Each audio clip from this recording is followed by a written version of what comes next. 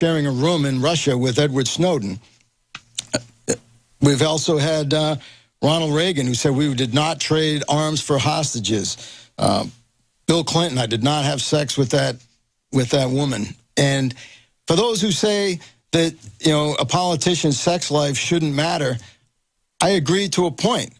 But the problem is, if if President Clinton was willing to lie to his own cabinet, to the entire country about his sexual relationships that he did not want made public, what else would he have done if one of our enemies found out about that? And maybe they did, who knows? But how much pressure could those people put on him to do things? If you're trying to hide something like that, look at all of our politicians out there who may have some of these skeletons in their closet. And so lies are lies.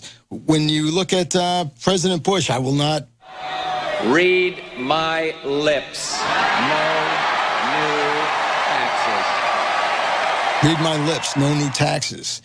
We also heard from his son about weapons of mass destruction. Those weapons of mass destruction got to be somewhere. President Obama, you can keep your insurance. You can keep your doctor. Noam Chomsky once said that the reason that a lot of governments classify information isn't necessarily to keep it from their enemies, who in many cases already know, but it's to keep it from their own people. General Smedley Butler, the only Marine to be awarded the Medal of Honor twice, wrote a book, War is a Racket. And I know you're familiar with it, Alex. But after World War I, Smedley Butler did some research and found that that war created over 21,000 billionaires and millionaires during a time when the frontline troops were being paid $30 a month. And he said that the key to ending war would be simple: take the profit out of it. He said if you conscripted labor, capital, anything that's needed for the war effort, and paid CEOs, politicians, generals, admirals, everybody on down the same thing that the private fighting the war is being paid, announced that 30 days ahead of time, and he said there'll be no war. And it's curious, I'd be curious to see how long the war on terrorism would last if CEOs of some of these defense contractors, private security companies were making $15,000 or $1,500 a month instead of 8-figure salaries in some cases. And that's another concern, is the privatization of the military. What we're seeing is that in the past, a lot of these government contractors in the military-industrial complex provided materials and equipment to fight our wars. Huge profiteering was taking place.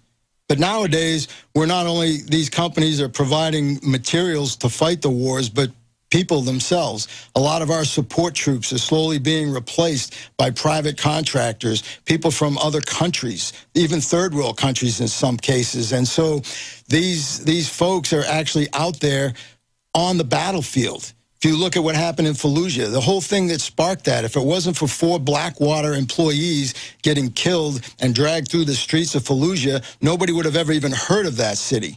And some of the questions to ask are, what were they doing there? Why weren't they adequately prepared? Even though the CEO of the company may have been making 8 figures a year, what was the amount of that money that was trickling down to be able for these people to actually do their job safely? And I think the message that was being sent to the Iraqi people is, hey, those people need to get the same respect our military does. Don't mess with them or we're going to mess back. How many Marines were killed in that first Battle of Fallujah before the president pulled them out and then went back in and fought a second battle over the same ground, only to lose the entire country now to the very people we said we were going there to fight, who weren't even there when we got there.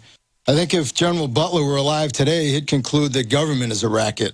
If you look at what's destroying this country, it's all the corruption. The reason we've got a $17 trillion debt is because of all the money that's been looted from our government, from the taxpayer, all the promises that were made to my parents' generation for Social Security and so on.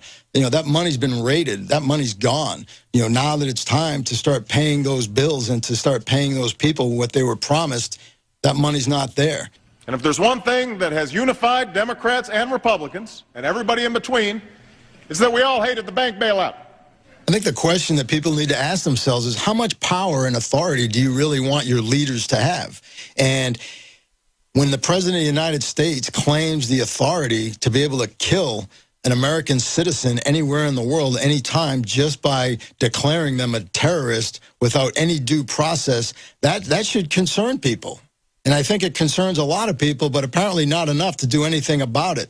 When the most powerful person in the Senate calls an American citizen a terrorist, a domestic terrorist, like he did with Cliven Bundy, over a dispute about grazing fees, an issue that's going on in courts, an issue that involves money and so on, and declares him a terrorist, what message is he saying? I mean, he's basically telling the President of the United States, hey, here's one over here.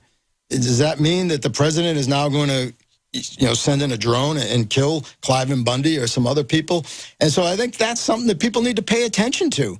If you think it's okay for the President of the United States to be able to kill you and you can sleep at night with that, then, hey, that's fine. But think about the crop of politicians here that are running for president. All right, we're listening to retired Marine Colonel Pete Martino, and we're going to be back with the final part of that.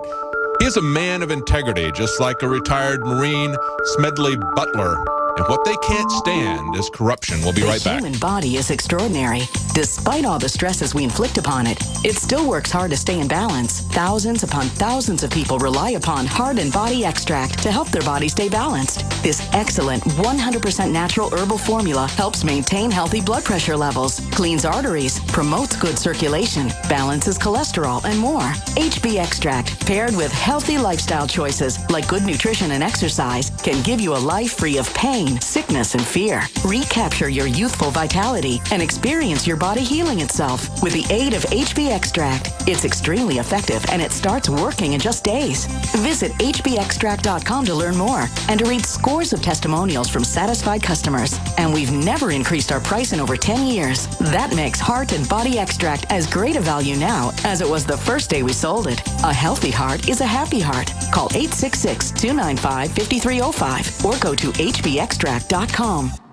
I don't know what it is. Ralph just won't pay any attention to me. When he comes home from work, all he ever does is play video games and go to sleep. It's like I don't even exist. Oh, Betty, that's just awful. Does this seem familiar? If the answer to this question is yes, then listen carefully. Toxic pesticides, GMO foods and additives, BPA plastics, contaminated water supplies. Many of these toxic additives are deliberately engineered to attack and weaken human masculinity. It's part of the eugenics population control movement. Look it up. If men are more interested in online gaming than they are in their wives, a serious population crisis is soon to follow. Energize the man in your life with Super Male Vitality from InfoWarsLife.com. It's designed to aid the body in ways that help invigorate your natural systems without artificial testosterone, completely free of GMOs, harmful additives, gluten, and is made right here in the USA. Get your Super Male Vitality right now at InfoWarsLife.com or call 1-888-253-3139. Adam Miller here with Midas Resources. Today, August 1st, 2014, gold opened at $1295.40. A 1-ounce gold coin can be purchased for $1342.50, $671.25 for a half ounce, or $335.63 for a quarter ounce. That's $1342.50, $671.25, $335.63. Hi, this is Ted Anderson. Have you ever wondered why banks, stockbrokers, investment advisors won't talk about gold IRAs? Wait a sec. Gold and silver is going up while Congress is trying to settle on the next debt increase. And there's no end to this madness. That old 401k and IRA can be converted into physical gold without tax consequences. I explained this in my book, 10 Reasons to Buy Gold. Don't let time slip away. Call for your free copy today, 800-686-2237. Get away from that Washington spin and get honest answers about gold. 800-686-2237. The book is free, 800-686-2237.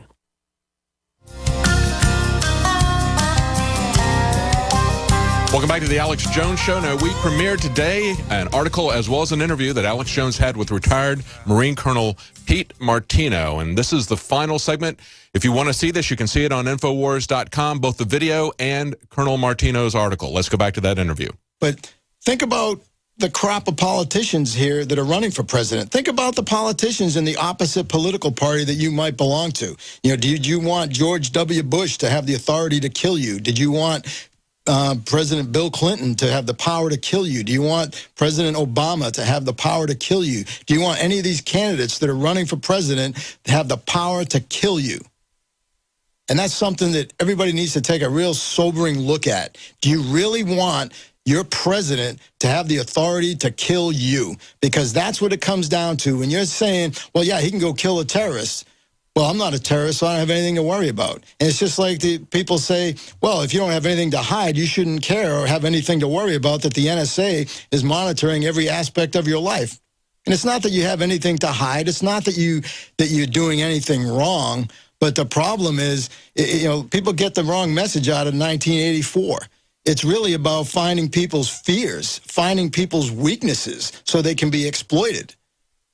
Maybe you're very close to a certain person or a certain relative. Maybe you didn't do anything wrong, but maybe they did, and now they can use that to get to you.